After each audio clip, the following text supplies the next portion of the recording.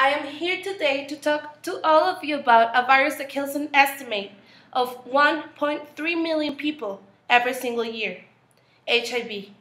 We think we are safe from infection just because we don't fit the stereotype. But HIV is a virus that does not discriminate.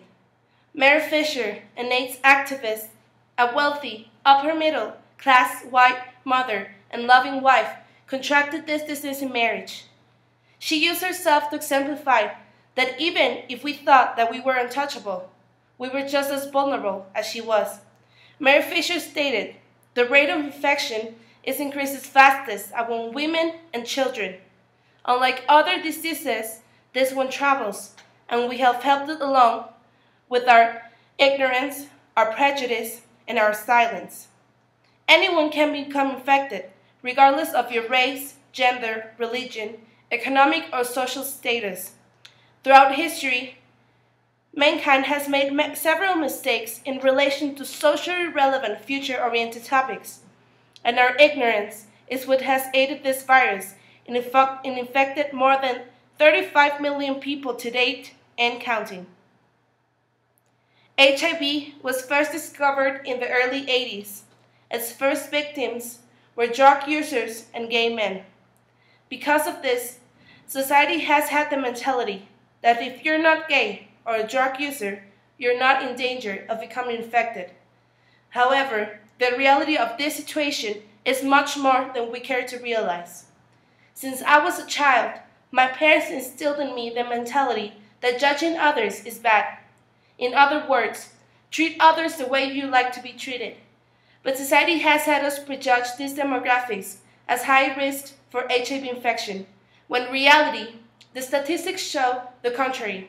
I bet no one knew that young women is the demographic that has the highest rate of new HIV infections this year. We must realize that despite our efforts to ensure our safety, no one is immune to an HIV infection. It is our duty to society to change our mindset from a dangerous fantasy to the harsh reality of this opportunistic infection, not only of ourselves, but for this youth of tomorrow.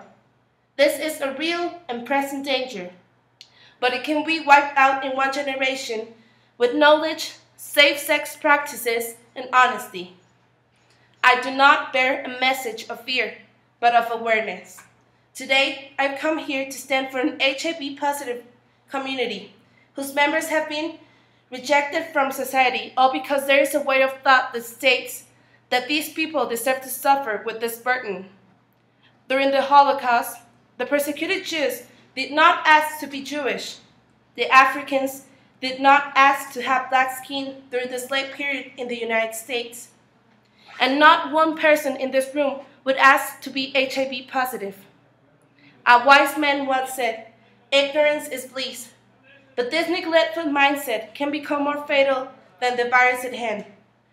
Prejudging through stereotypes may make you feel secure, but it does not negate the fact that you are not. The lesson history teaches is this: if you believe you're safe, think again. If you do not see this disease stalking you, look again.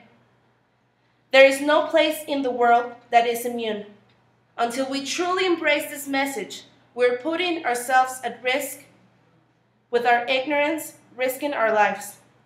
During this speech, at least 70 people have become infected with HIV, and more than 100 have died.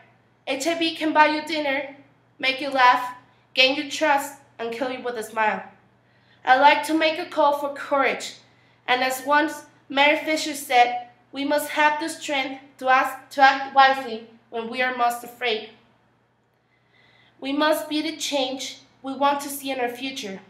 We must act fearless before this epidemic, and we must change our mindsets so our children and the youth of tomorrow won't be afraid and fooled by ignorance, and therefore won't be fooled by HIV.